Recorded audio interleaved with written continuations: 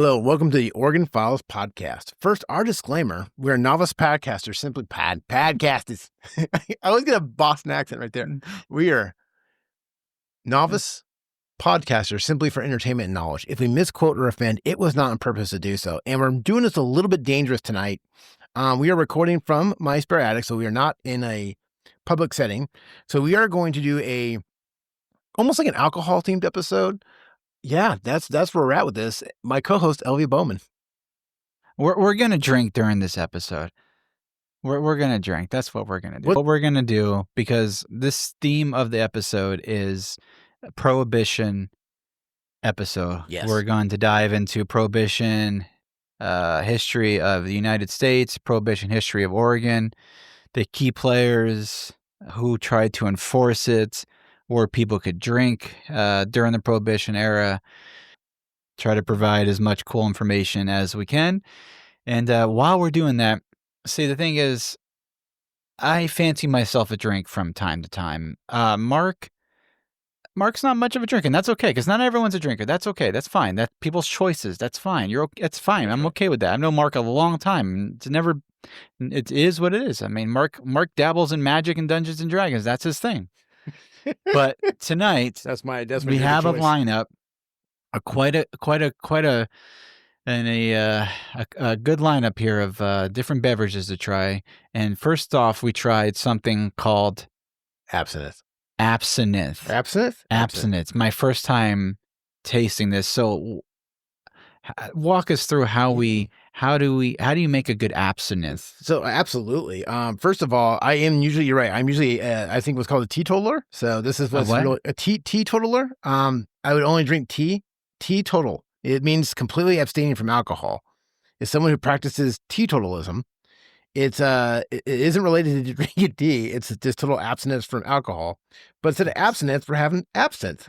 And my mouth tastes like black liquor. It is amazing. So absinthe, usually there's quite a few different ways to do it, but you make it with like a sugar cube and some fresh mint and just let it dissolve and stir it up. And it's green because it's got a distinctive green color. It does taste like black licorice. And it was banned at one point, right? It was banned. Didn't people say it kind of caused like hallucinations? Yes, you see the green fairy or the green muse if you drink too much of it. Like an actual green fairy? Look, I don't ask questions. Wouldn't that be? Oh, okay. That's hilarious. Just a gay guy who recycles. Is that a green fairy? That's pretty good. We'll probably take that out, but man, that was quick. That was quick. Leave it in there. So my first time trying it. It's actually not bad. You know, I don't know if I could drink this every day. My entire lifetime. Yeah. I probably have had about one sip and you already have your elbow on leaning. My elbows are on the table. This is amazing. Okay. Yeah. Absinthe. Back to business here. God, so last episode, we interviewed Katie. Phenomenal. Katie, if you get around listening to this, thank you again so much for sharing your wealth of knowledge about how you started Stinky Dog, getting to know you. If you want to listen to that show, just please check us out on YouTube, anywhere you get your podcast, Instagram. The link's out there. Our website is www.theoregonfilespodcast.com. Email is oregonfilespodcast@yahoo.com. And I feel like I already said that, but maybe I didn't already say that. It's a strong. So anyway, we're going to dive into talking about Prohibition, roots of Prohibition and all that. And then in the middle of all this, we're going to clink glasses and we're going to splash some liquid, because you know what? We're doing this in a safe environment. That's right. I got a ride here, so I don't have to worry about driving anywhere. And, no one's getting harmed while making this episode. I live here and I'm going to need a ride. Just for our listeners, like so far, the one sip of absinthe I had is the total amount of alcohol I've had all year already. What do you do with the leaves? I think some people chew them because it's just mint. Yeah, it's actually good for your digestion. The mint is? Yeah, and that's straight mint right from the garden there. Oh my God. That's right. It's warm. So it's a anise flavored spirit traditionally made with wormwood and other herbs, and it's known for its high alcohol content. Wormwood. Wormwood, yeah. It's not an actual worm, right? No, but it's actual wood. It's a very distinctive. Man, that coats your mouth. Yeah, it's a. You can see why people would prefer to drink this. And gosh. Yeah. You got to dilute it with, we're supposed to dilute it with a little water too. You did not dilute boy, it. it's You did not. awkward. You just poured it over a sugar We cube went and said, straight. "Here'd you go." Look. Well, we still have a little. We have a little ginger ale and some water. Right? Yeah. All right. So Okay. first things first here. Yes. The roots of Prohibition. We're going to get this out of the way Please do here. it. By the 1830s, the average American over 15 years old. So over 15 years old by the average by 1830 was consuming nearly 7 gallons of pure alcohol a year. 7 gallons? That's 3 times as much as we drink today. But they did that for instead of more than food, right? Or is it to replace a meal? Maybe. Well, when you think back then too, they weren't drinking a lot of like, here's a bottle of water. That's true. You know, there wasn't Gatorade. Right. There wasn't, fresh drinking water. So, hey, for breakfast, lunch, dinner, here's a little ale, wine, whiskey. You know, it was so much more common. And alcohol abuse, primarily by men, were wreaking havoc on the lives of many, particularly in an age when women had few legal rights and were utterly independent on their husbands for substance and support. So they basically were in situations that obviously weren't good. You have men abusing alcohol. You know, alcohol. It's not a great combination with, living environments where, you're working hard all day. You come home, you want to have a drink, and you're pissed off. So it's kind of like me every day. Let's see. So we get into the country's first serious anti-alcohol movement. It grew out of a fervor. I love that word. It grew out of a fervor it's not used enough anymore. Right. A fervor for reform that swept the nation in the 1830s and 1840s. So many abolitionists fighting to rid the country of slavery came up to see drink as equally great evil to be eradicated. So the same people that were saying, slavery needs to be done away with, so does alcohol, because it was causing issues. If America were ever to be fully cleansed of sin, the temperance movement, rooted in America's Protestant churches, first urged moderation, then encouraged drinkers to help each other to resist temptation, and ultimately demanded that local, state, and national governments prohibit alcohol outright. And I have a little excerpt from the last call, The Rise and Fall of Prohibition. I think this is from a newspaper. I think it's from the San Francisco Chronicle. Okay. And it goes, the streets of San Francisco were jammed. A frenzy of cars, trucks, wagons, and every other imaginable form of conveyance crisscrossed the town and battled its sleepy hills. Steepest hills. I'm with you. Porches, staircase, landings, and sidewalks were piled high with boxes and crates delivered on the last possible day before transporting their contents would become illegal. The next morning, the Chronicle reported that people whose beer, liquor, and wine had not arrived by midnight were left to stand in their doorways with haggard faces and glittering eyes. Just 2 weeks earlier, on the last New Year's Eve before Prohibition, frantic celebrations and convulsed the city's hotels and private clubs, its neighborhood taverns and wharfside saloons. It was a spasm of desperate joy-filled, said the Chronicle, but great quantities of bottled sunshine liberated from cellars, clubs, lockers, bank vaults, safety deposit boxes, and other hiding spaces. Now, on January 16th, the sunshine was surrendered to darkness. That was written. Wow. And then this is on Ken Burns' Prohibition, pbs.org. And I'm just going to play a little excerpt from Ken Burns. He has such a great documentary about Prohibition. I'm just going to play a quick little excerpt while I sip some more absinthe. What's crazy about Ken Burns, do you think you're going to call him Mr. Burns? Like, he probably got so tired of that. I don't know, but maybe we'll get a chance to ask him one day. This is like a 6-minute clip, so. Perfect. I might get our drink ready while you're doing that. All right. Without a dinner, but I'm sure the Americans can fix nothing without a drink. If you mate, you drink. If you make acquaintance, you drink. If you close a bargain, you drink. They drink because it's hot. They drink because it's cold. If successful in elections, they drink and rejoice. If not, they drink and swear. They begin to drink early in the morning. They leave off late at night. They commence it early in life and they continue it until they soon drop into the grave. Captain Frederick Marriott.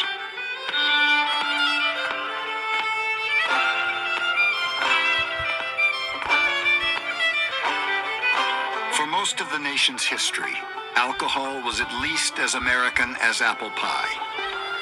The hold of the Mayflower, the ship that carried the first Puritans to Massachusetts, was filled with barrels of beer. At Valley Forge, George Washington did his best to make sure his men had half a cup of rum every day and half a cup of whiskey when the rum ran out. John Adams began each day with a tankard of hard cider. Thomas Jefferson collected fine French wines and dreamed of a day when American vineyards could match them.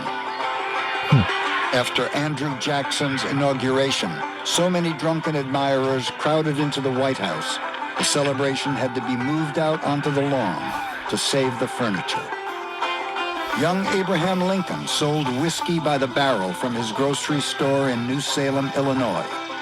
Intoxicating liquor, he later remembered, was used by everybody, repudiated by nobody. A young Maryland slave named Frederick Douglass said whiskey made him feel like a president, self-assured and independent. Physicians recommended whiskey and cider and brandy and rum and beer as far better for their patients than water hauled from muddy rivers and stagnant pools. Clergymen drank. So did craftsmen and canal diggers, and the crowds of men who turned out for barn raisings and baptisms, funerals and elections, and public hangings. It's part of ritual celebrations. It's part of being social. It's part of the gathering. And it's always been there. It just tells you something. Maybe we'll never really have an answer for why we need it. But if you look at the history, it's clear we do. Americans routinely drank at every meal, including breakfast. In many towns, a bell rang twice a day to signal what was called grog time, so that men could stop whatever they were doing in factories and offices, mills and farm fields to raise a jug. In farm families in New England particularly, that there was a barrel of cider by the door, and you came in and you would have your ladle of cider. Now, this wasn't as powerful as whiskey, but, it wasn't the kind of cider that we have with donuts today.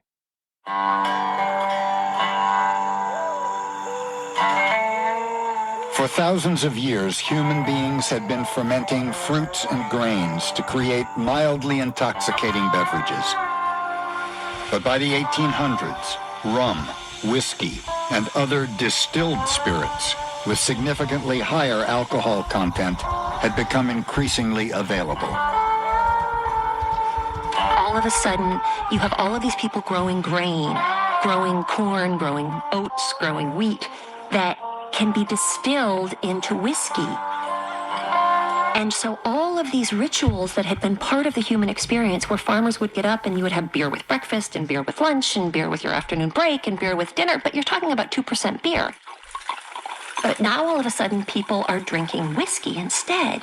And it took a while for the culture to recognize that, wait a minute, there's something really wrong here. By 1830, the average American over 15 years of age drank the equivalent of 88 bottles of whiskey every year, 3 times as much as their 21st century descendants drink. Americans spent more money on alcohol each year than the total expenditures of the federal government. Inebriates filled the nation's poorhouses and workhouses and prisons. More and more, people began to worry that the country was becoming a nation of drunkards. And as the wages of many husbands and fathers and sons went to the grog shop, women and children became victims, mistreated, abandoned, deprived of food and shelter. Alcohol consumption at that point was a sign of masculinity that took away masculinity. So that you drank to show that you were a man, but you get drunk and all of a sudden you can't provide for your family, you can't do your job, you become violent. There are so many references to the degradation of Saturday night. Implicit that a man would go out, first of all, he would leave the home, he would go to a saloon, he would get drunk, and he would come home and do whatever he wanted. This is a time when there is no divorce, when the concept of police protection for domestic violence doesn't exist. The concept of marital rape can't be discussed. But you can discuss it through alcoholism and what alcohol does to men. Found that through the documentary Ken Burns did on Prohibition. It's just on pbs.org. Ken Burns, Prohibition, Roots of Prohibition. So you could see kind of where this is headed. Yeah. Why Prohibition had to be started. And why the temperance movement, women's Christian temperance movement kind of started after that. So after the Civil War, a lot of immigrants from Ireland, Germany, Italy, and other European countries, they worked hard to assimilate while simultaneously retaining cherished habits and customs from their homelands. Yeah. The brewing business boomed as German-American entrepreneurs scaled up production to provide the new immigrants with millions of gallons of beer. In the 1870s, inspired by the rising indignation of Methodist and Baptist clergymen and by distraught wives and mothers whose lives had been ruined by the excess of saloon, thousands of women began to protest and organize politically for the cause of temperance. The organization officially was called the Women's Christian Temperance Union and became a force to be reckoned with. Their cause enhanced by the alliance with none other Susan B. Anthony, Elizabeth Cady Stanton, and other women battling for their voices. So we're going to jump to Prohibition in Oregon. Okay. And then I'm going to take another drink here. We gotta do something. We gotta switch to a different drink, or we gonna keep? Because you do not have to finish that. I will not be offended. I got what I needed. Okay, so next up, we're going to try. Gosh, I just looked at it. I think it's called Wild River Whiskey. Mark, we turn that bottle around. What does that say? Oh my God, I was off. Bird Creek Whiskey, and they think they're up in Portland somewhere. So I found this whiskey up in Saturday Portland Market, and we're going to do a little blind taste test because I brought a few with me, and we're going to see if Mark can guess which one's the more expensive one. All right, here we go. Cheers. So salute. Salute. I'm going to take a little. There we go. I'm going to do a little ginger ale first. Okay. Cleanses the palate, as they say. Mm-hmm. It's not bad, actually. It is it all alcohol burn like that going down? Most of them. It's actually got a good flavor. Yeah. Actually, I'm not It's good. surprised. Yeah, it's sweet. Yeah, it's not what I expected at all. sweet. Yeah.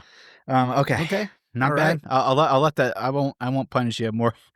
Well, we'll go to the other one here Okay. in a short little I bit. love it. Okay. Yeah. This is my first. This is for everyone listening. This is the first time I've ever tried whiskey in my entire life. I've kissed a cat with whiskers. That's the closest. That's the closest whiskey I get to that. All right, we're gonna move into Prohibition in Oregon. All right. So, 1844. Take you back here. Oregon country was still separate from the United States. Its citizens attempted to control the manufacture of sale of liquor. Despite this effort, a thriving commerce developed to import, brew, distill, and dispense a variety of products. But resulting social problems by the late 1800s led to the temperance movement, which forced the question of ban of liquor to the forefront of national debate, which we kind of talked about a little bit. Yeah. 1916, Oregonians began to live with prohibition when the state law took effect 3 years before the ratification of the 18th Amendment. So Oregon actually became a dry state before the 18th Amendment was eradicated. Wow. It banned liquor nationally, but soon individuals, organized crime, they basically filled the stills, bootlegging, rum running, speakeasies. Oregon law enforcement geared up to respond, but couldn't really match the challenge. Eventually, Oregon of the nation, tired of the exercise, and voters conceded that the noble experiment was a failure. Wow. And in 1933, they repealed the state and national constitution amendment related to prohibition. Oregons liberally slaked their collective thirst with local brews and spirits in the decades before prohibition. Local breweries and drinking establishments abounded. Drinkers could also choose from a variety of concoctions imported from other states and countries. The freewheeling capitalism of this period created a need for liquors manufacturers to differentiate their products from those of their competitors. They turned the artists who designed colorful bottles, labels meant to invoke the beauty of the location or the romance of an imagined time or place. The tired and thirsty were thus enticed to leave troubles of the day behind. However, the new law did not specifically prohibit the consumption of intoxicating liquors or define it as more than 0.5 alcohol by volume.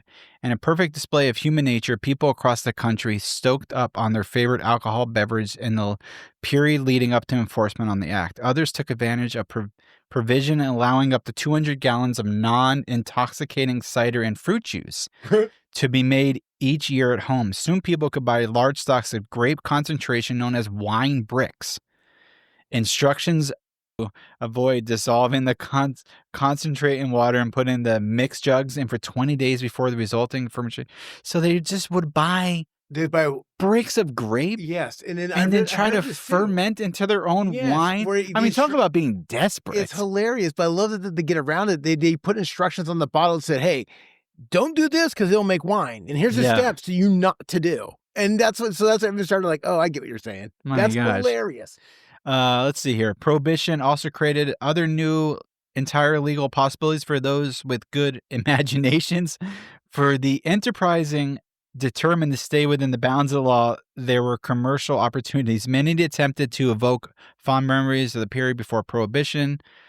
Let's see here. Businesses have been active in the liquor industry, scrambled to find new ways to stay afloat. I love this story. I've actually heard this before. So Henry Weinhard's up in Portland. Yeah. Okay. They actually, to stay afloat during Prohibition, they would start selling root beer. Hey. And other drinks. Hey, there you go. This was actually on the Oregon Secretary of State website. I love it already. So, sorry, I bounced around a little bit there. Because some of it's kind of repeat information, so I don't want to keep repeating myself. Okay, and then I want to go to this website, or this site here, because I thought this was kind of cool. This was on Weird Portland. I love it. Was a great website, too. Right? Yeah. Okay, so some of this, I apologize, some of this is kind of repeating, but I wanted to cover it as much as I could. Yeah. So Portland had a unique experience with alcohol prohibition. Oregon outlawed booze, blah, blah, blah, 4 years before the rest of the country, and had a very difficult time enforcing law. George Baker was elected a mayor in 1917. We'll get to George Baker in a second. Okay. Because he was an interesting dude. A year into Prohibition, he adopted a unique strategy to deal with the problem. Do you want me to take another shot? Right now? Are you Something ready? Different? Yeah. Are you ready? Okay. I'm ready. All right. Okay, so this one we are going to try. It's a Basil Hayden.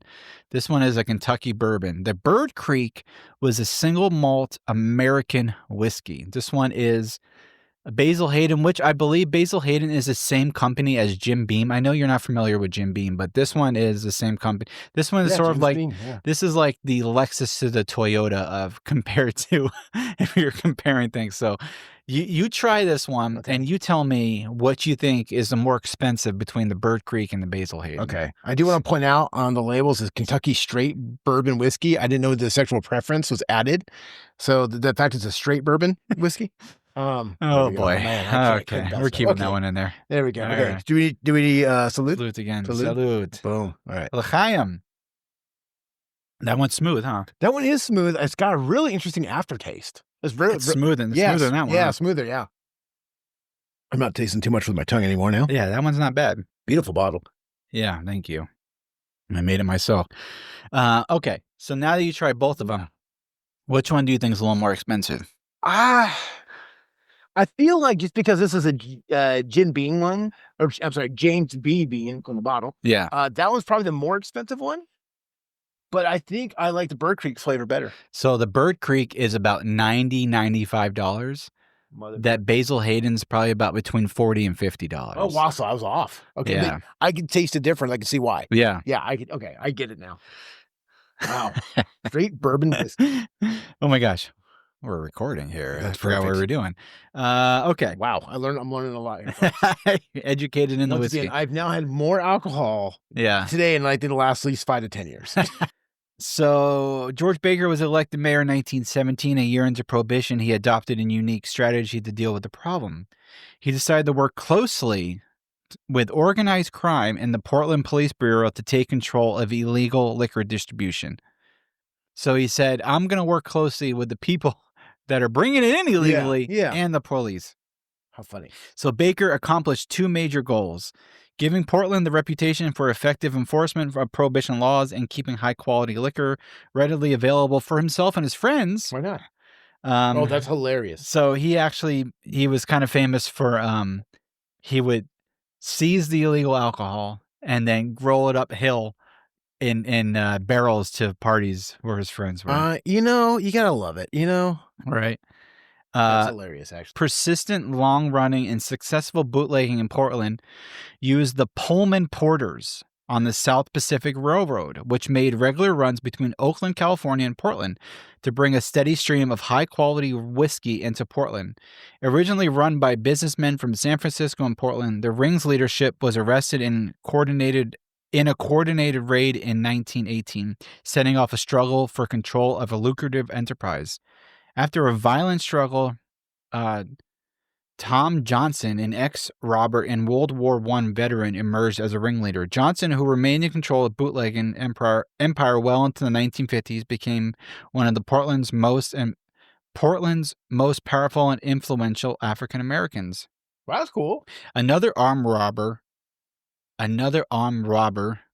Ray Moore, seized control of a large still in 1924 and became the largest supplier of low-quality booze in Portland. Low quality. Moore was known as the king of Northwest bootleggers. He was a violent criminal who ran an armed robbery and murder for hire ring after serving a term in McNeil Island Penitentiary. Murder for hire is always one of those things that interest me. Right. I don't know anybody. Like, how would you you know what I mean? You can't Google that. So George Baker was an American businessman and politician. He was born in Dallas, Oregon. Okay. He openly drank during Oregon's Prohibition, a time when he was both mayor and an enforcer of the law. He had the Portland Police Bureau took control of the liquor distribution and kept speakeasies open. Baker's campaign financed violations and charges of immorality and ruckus. 1918 Oregon Auto Dealers Convention were brought in front of the grand jury, who declined to indict him. Apparently, he also had ties to the KKK.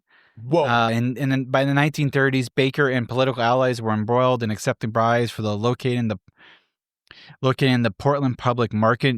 Oh boy, I knew I had. Sorry. So much here. Okay. Okay, absence. Yeah, I'm going to move away from here. Okay, I want to talk about, so Roy, have fun editing this, by the way. Oh, yeah. I might not add anything and just let it go. Do it.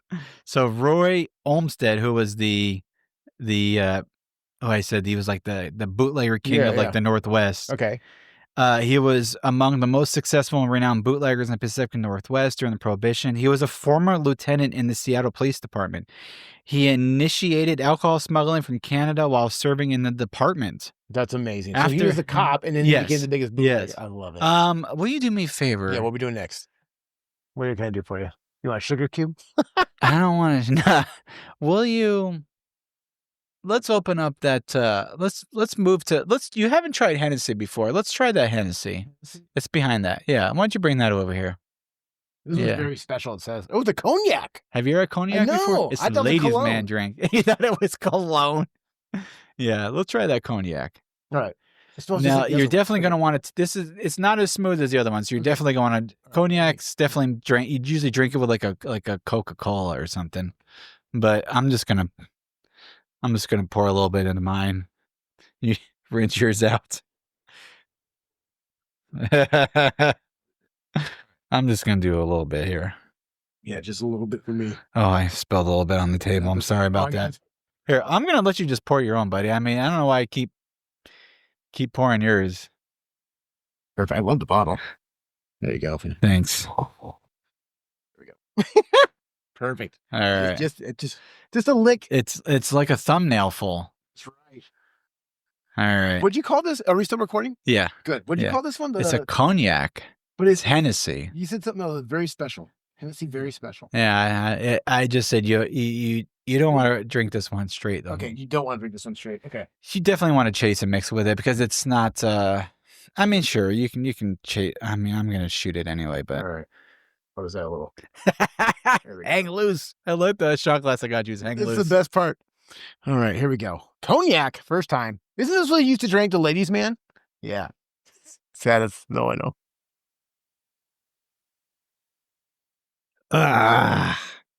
That's what he's great. Yeah, that one's a little rough, huh? Not bad. What you're not not too bad. And this is my biggest fear with this kind of stuff is that after you do like some harder ones or some ones pre the couple we've already done, by the time you get to something that's supposed to be rough, I'm like, it's not that rough to me. It's my Saturday nights. Jesus, like all of a sudden, they say that it gets easier as you drink it, and I can see that now, which is scary. We got about 4 more to go. Okay, I'm doing okay. I'm hanging. I almost got the Fresca, just listeners know. I'll go grapefruit sparkling soda if I need to. All right. That's okay. All right. Let's see. After his arrest for this offense for smuggling from Canada while he was still serving the department, he was dismissed from law enforcement and pursued the legal importation and distribution of alcohol as a full-time and lucrative endeavor. Eventually, wiretaps of his phone providing sufficient evidence for his arrest and prosecution, despite an appeal that reached the Supreme Court regarding legality of the wiretap. They did wiretaps back that long ago? I guess so. I'll be damned. I thought this was interesting. So in October 1924, Roy and Elsie Homestead, they started a radio station with the assistance of inventor Al Hubbard. Stations were built in the Smith Tower, but were seldom used. For the most part, Elsie ran the station as wife. Typical of the stations at the time, it had a variety of formats.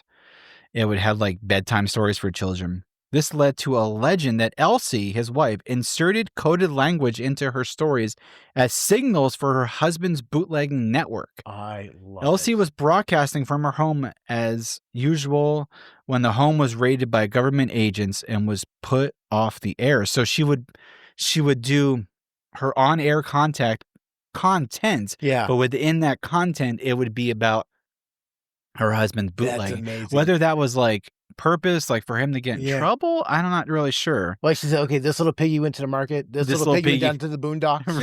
right. This little piggy came home stumbling. Yeah. After the raid, the station was leased to Bert Fisher, who changed the letters to something else. Okay, let's move on to. Do you know cognac's made from grapes? I had to look it up. This is going to be a great podcast. I'm blown away. It's a type of brandy, and it's made from grapes you looked it in up? the cognac How region of quick did France. you look that up? Cognac. Cognac. What? How do you say? Cognac. Cognac. What Is am I it saying? cognac? It's cognac. Is it cognac? Is the G Cognac. silent? I think it's cognac. I think you're right. It's nothing but a G thing. I keep thinking it's like Kanye West, like cognac. Okay. Oh, it's cognac. No, it's cognac. You're right. Now I don't know where I'm at. It's cognac. Okay. So if you wanted to drink during that period, you would have to find a speakeasy. I'd love it. Yeah. So the origin of speakeasies, despite being popularized during the Prohibition era, the word speakeasy was said to have originated from across the Atlantic, referring to illegal watering holes in the 19th century England and Ireland. Oh. Its name highlighted the need for patrons to speak easily while inside in order to avoid detection, as nationwide alcohol ban descended upon the United States in 1920.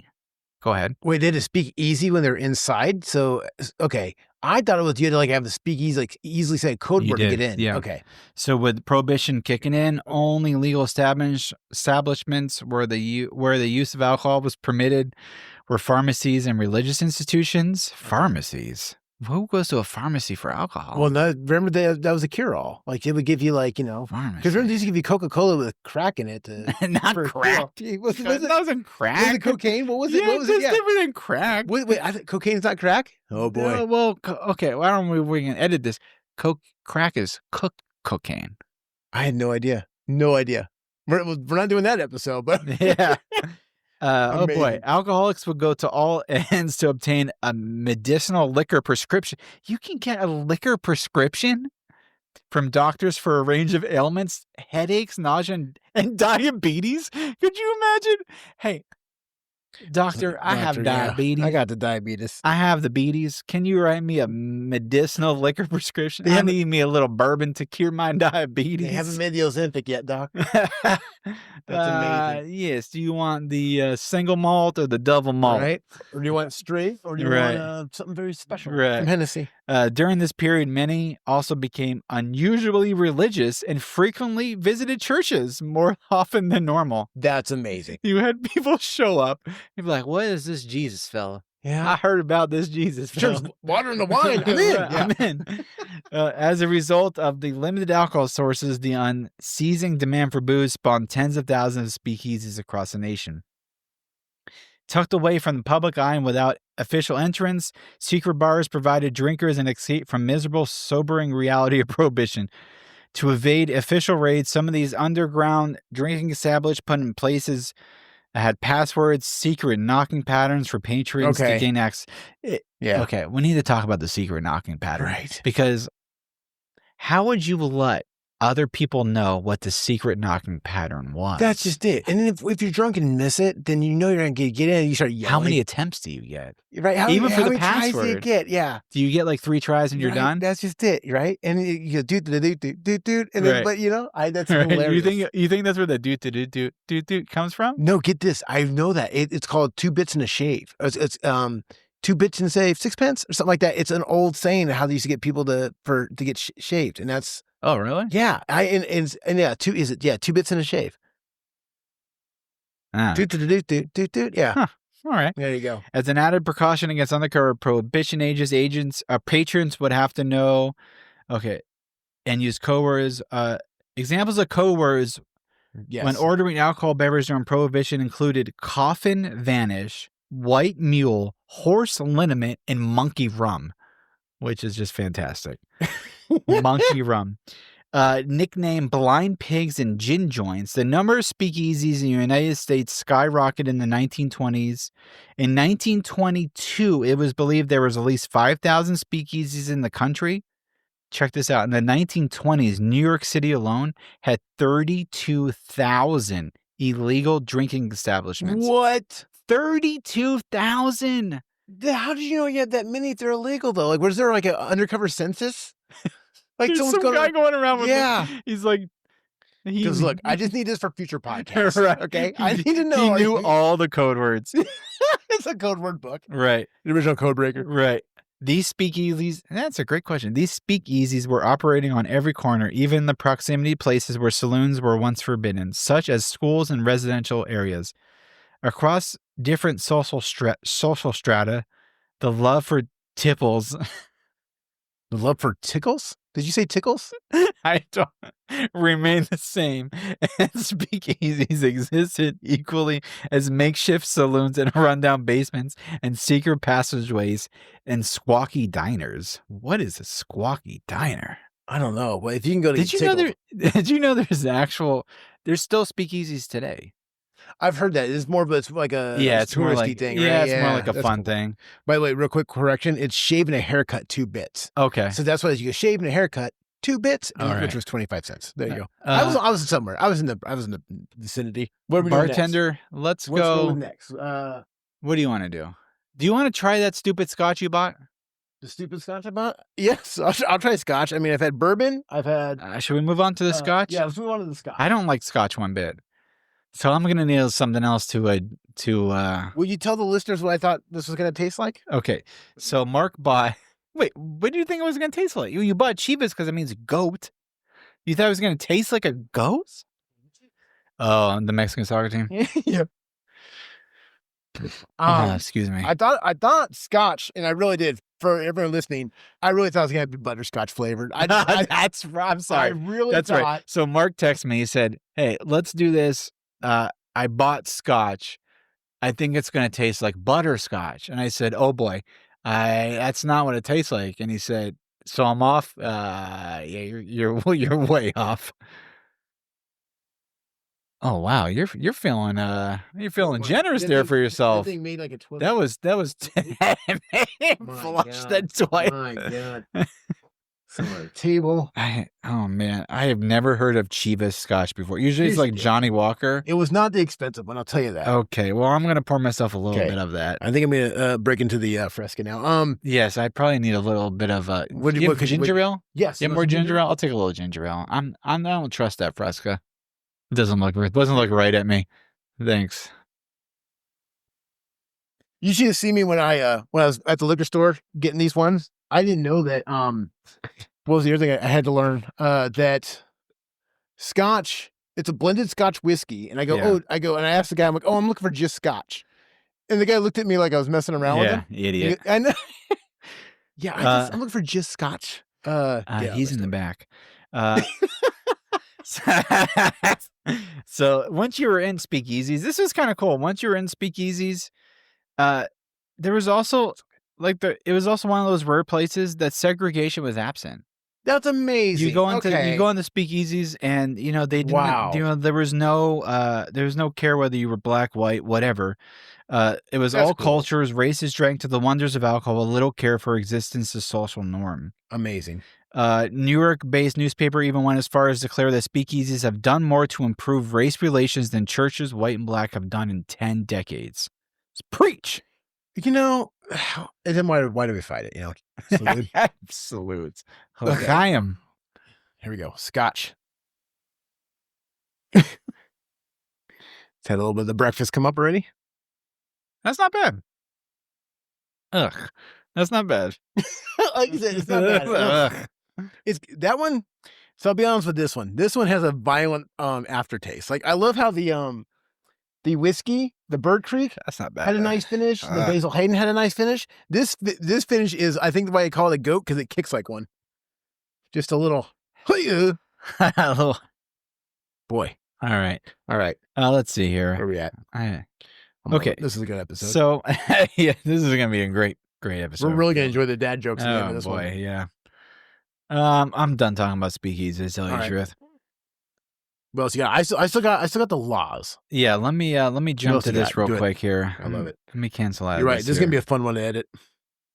Yes, I apologize. I'm bouncing all over the place. Who drinks Scotch? Well, I opened up multiple tabs of I try to get as much info as I can, but I hate double dipping. Oh, where's my Richard Two Guns guy? Okay. Scotch? Wow.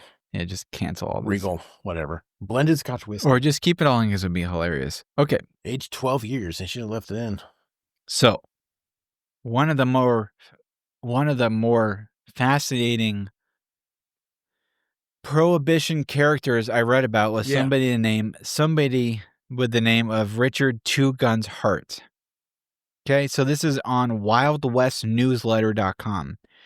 So many who encountered the dark complexioned lawman Richard Hart assumed he was of Mexican or Native American heritage. Okay. The fact he spent so many years working on reservations from Dakota to Idaho to Washington, even Wyoming, lent further credence to these assumptions, as did the lawman's fluency in the dialects of Lakota and Omaha people.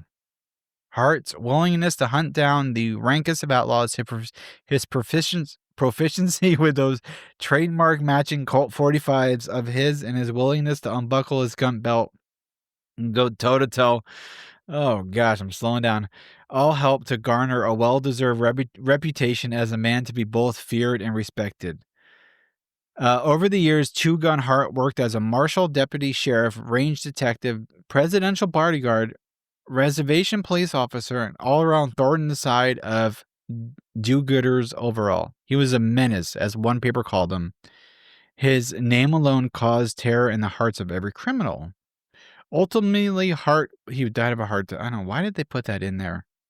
Ultimately, he died of a heart attack? I know. Why did they put that in the end? You see, Hart was not Native American, as many assumed, nor was he a Hispanic. Hart wasn't even the lawman's real name. Richard Hart wasn't even the lawman's real name. His born real name was James Vincenzo Capone. Born in Italy in 1892, Wow. James would immigrate to the United States with his family just 3 years later. James' parent welcomed the new child, Alfonso Gabriel Capone, better known to the world as Al Capone, a.k.a. Scarface. What? As for James, he left his Brooklyn home at the age of 16 while Alfonso was just 9 years old and joined the circus. For the next few years, young Capone worked diligently to lose his accent and take on the mannerisms of his idol Hollywood actor William S. Hart, whose surname he eventually adopted. Wow. By the year 1919, then 27 years old, Capone, living under the name of Hart, found himself in Homer, Nebraska, where he saved a young lady from drowning during a flash flood. That's cool. Richard Hart, a.k.a. James Capone, did what somewhat keep in touch with his family. While Two Guns Hart was not necessarily from the Old West era, his signature cowboy hat, boots, and the twin sigil Colt action as a track down outlaws and bootleggers alike certainly harkened back in the days of Black Powder Smoke and Standalone Street.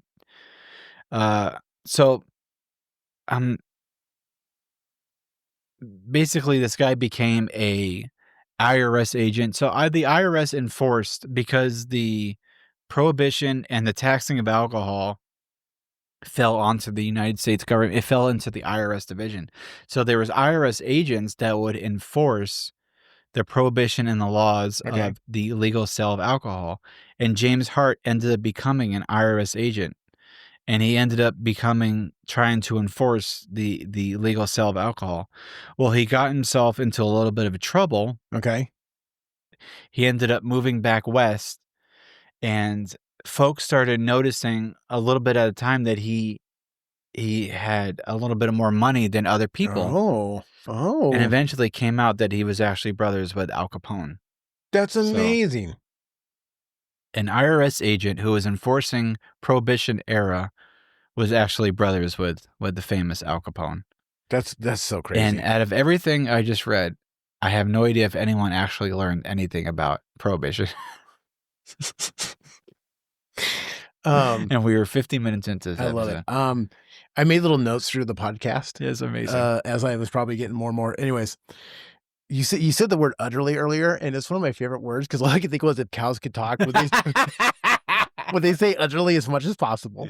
Would they? Did you look it up? No, I don't know how to ask that. I don't know how to ask that. ChatGPT. Right? ChatGPT. If cows could talk, would they? I also put grog time is now going to be something I refer to every day. Grog time's fan. I thought about the same thing. I was like, grog time. How did that fall into favor? The statistics of how much alcohol was drinking. Well, it's nuts. Well, and then think of the 2% alcohol or 2% beer. It's like water. Yeah. Because most beer nowadays is like 4 or 5%. Okay. 2%. That's not wild. That's not very. That's not high alcohol content. 2%. So I mean, even though there was a lot of beer drinking, I mean, 2%'s not. It's crazy. That's not a whole lot. So everything I've tried and sniffed, everything smells like nail polish to me. Tried and sniffed? You know, everything. Are you sniffing it first? I'll sniff it first. Yeah, you gotta sniff it first. What do we have left here? I think we still got the bring that. Get that Crown Peach over here, because you'll like that Crown Peach. It's a little one. It's a little baby one. Yeah, you'll like that one. Okay. Yeah, it tastes like peach. Okay. It tastes like peach. It's not gonna kill your throat. I love it. I'm gonna cleanse the palate again. Okay. The Ken Burns special. You know something I remember from that? He said something about you had your cider with donuts, and I wrote down, "Am I supposed to have cider with my donuts?" I don't know why that was my takeaway from that. You know, for the first 4 minutes of that, I thought, "My God, I'm proud to be an American." And then it starts going into abuse of like children. I was like, hard, right? Same thing, same. That peach crown, I thought it was going to be so much. I've never drinking a straight before. I drank it with iced. I was trying to convince you that it's going to be good straight, and I drank that with a little by itself, and that was awful. So, would you have it with the Fresco? Yeah, I had it with grapefruit Fresco. Is it okay with the Fresco? I'm telling you, want to try it? It's a whole different flavor. Well, I poured the ginger ale in it. Oh, then yeah, you're fine. You're not missing. It's not. It doesn't. It's a thing. Okay. What are we doing? What else? Are we ready for our alcohol loss? Okay. I have no idea if this turned into good. Okay. So what I found were some potentially amusing or quirky aspects of Oregon's alcohol laws. Okay. AI helped me with this. AI helped me. So did you know AI is doing this whole podcast? Okay. Number one, you may need to order food with your restaurant drinks. If you're dining at a restaurant open after July 2012, you're required to order food if you also want to order alcoholic beverages. You don't have to eat the food. You just have to order it. What? So yes, if you drink at a restaurant that's open after July 2012, you have to order food with your alcoholic drink. Now, AI could, I'm kid you not. This is what AI told me. Okay. It must be true. Okay. Number 2, minors can purchase alcohol only to help police and trap sellers. Really? Yes. So despite the legal drinking age being 21, individuals under the age are allowed to purchase alcohol if they're acting as decoys. Well, how do they get involved in that, though? Like, how do they... Wait, but what parent, they'll be like, hey, do you want to go help police? Right. This is some narky kid. Like, this is some kid trying to get some college credit somewhere. Some college. They put it on their scholarship Right. Yeah, resume. I did bust thanks 6 again. places. I don't know if we'll keep that in. Yeah, All right. I think we're keeping all this. are we into 2 questions? Is that what we're at now? Don't edit any of this. I'm telling you, it's good. Okay. Are we 2 questions? Is there something else we need to try before we go to 2 questions? I'm still sipping on this here. Okay, you take your time. I'm in no hurry. The Maker's Mark I'm not even going to open because I think I've had. I'm done sipping. I'm done sipping. Okay. Just a Jack Daniel's. Did we try? How much of it? And then Maker's. I know what the Maker's Mark tastes like. Okay, but if you want to try it, I'm not any. Do you want to try that Jack Apple? I'm curious about the Jack Apple. Do it. All right, Bring it on over. Bring it on over. Okay, and then while we're doing the this, 2 questions. the 2 questions.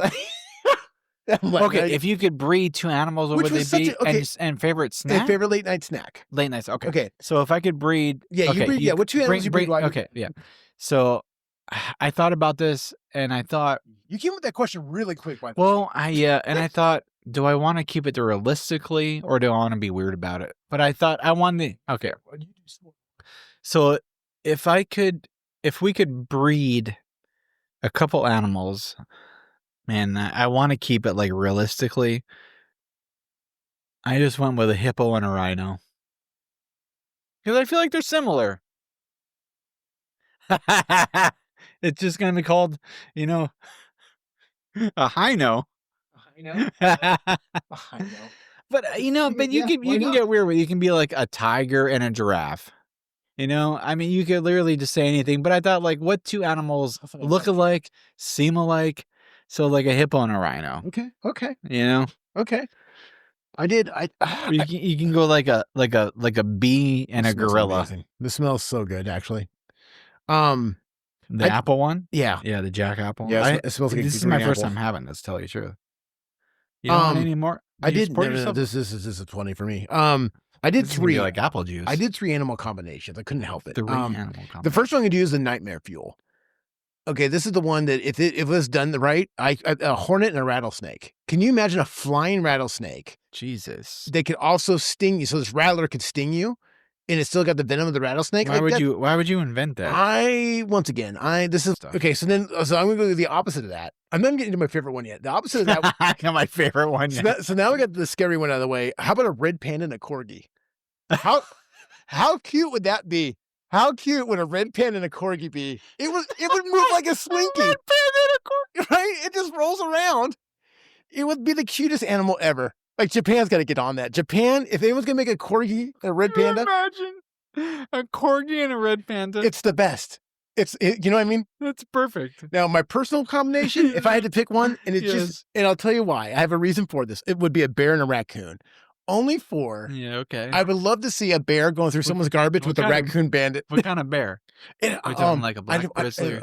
I didn't want to say just black bear because I don't want to sound the way it sounds. You see a brown bear, which doesn't help you. But anyways, yeah, a bear, I love a bear, corgi. Okay, corgi and a red panda.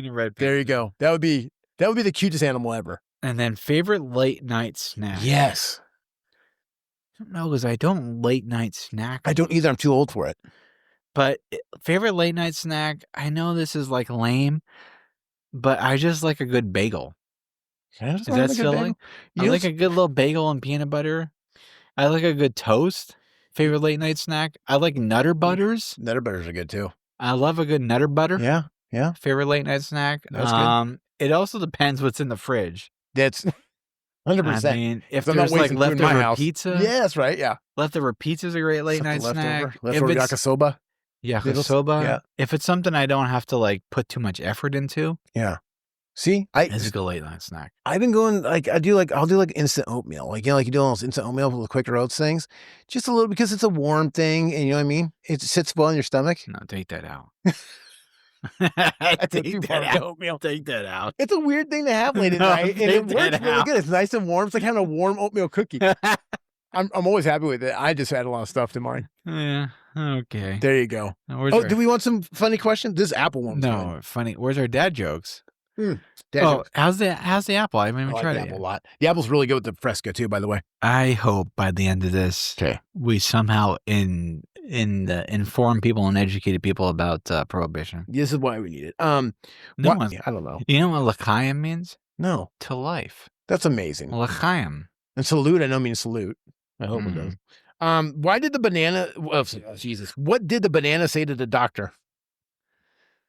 What did the banana say to the doctor? Something about a peel, slip. You're right. Just I'm not peeling well. How do two arsonists hook up? How did two R's? Yeah, how do two arsonists hook up? They had the flame or fire. I don't know. And match on Tinder. Name. Why'd you look at me when you did that? I love it. I love it. That was- Oh, what did the left eye say to the right eye? okay, I've heard this one before. What the left eye say to the right eye?